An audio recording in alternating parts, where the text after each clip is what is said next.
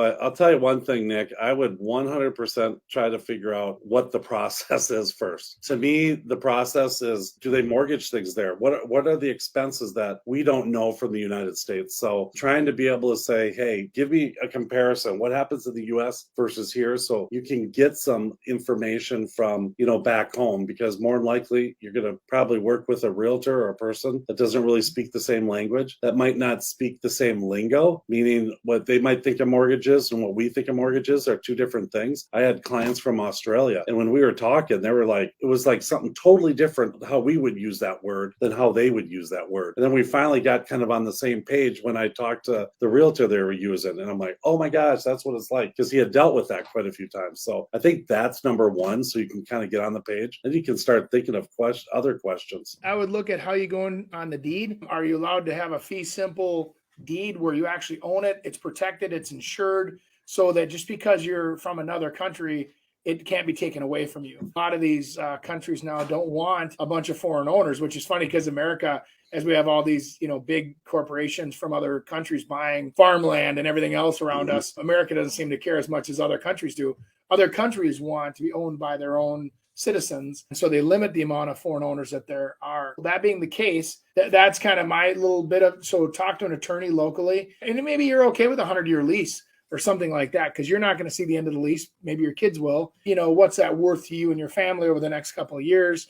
Is there any way for people to extract or take the deed away from you, and all of a sudden they own it because you didn't pay your property taxes in 2 days? There's some weird stuff out there, Nick. You talked about this probably 10 years ago on this exact same thing. I was really like, oh my gosh, yeah, I never really thought of that. But now all of a sudden on the political circuit, Nikki Haley just came out and said she wants any land owned by China to be taken back.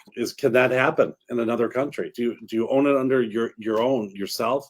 Or do you buy it under a corporation? I think there's a lot of little pieces that, I would try to find someone that knows Brazil, if it's Brazil that you're going, Brazil and America together, because it's super important to know, what you're getting into, because you could be throwing a bunch of money into something that they could maybe take away from you. Right. There's land leases.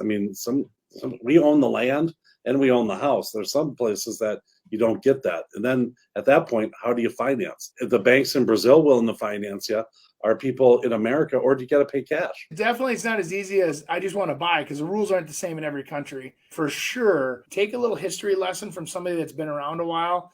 Sit down with that older real estate agent.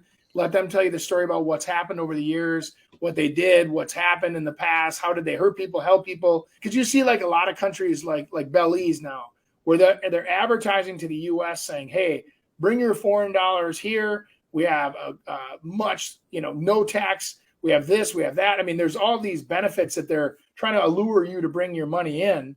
And of course, that's the landowner that's selling their land that wants you to come in and pay an absorbent price for it. That's okay. That's capitalism. Yeah, I think the biggest thing, because like in Mexico too, you can't own the land. It's a 100-year lease. In Thailand, you can't. It has to be in a condo, an apartment, or in someone else's name, a Thai citizen's name.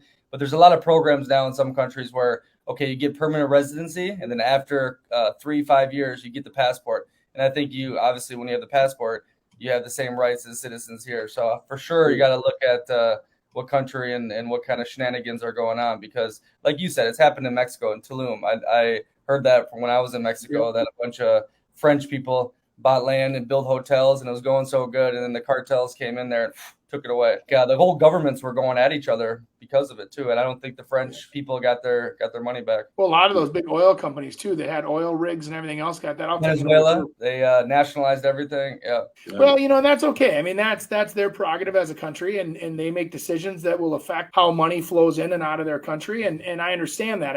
It's just a matter of like you're looking for an investment opportunity, a place to live, a place to maybe have a family, whatever. It's like,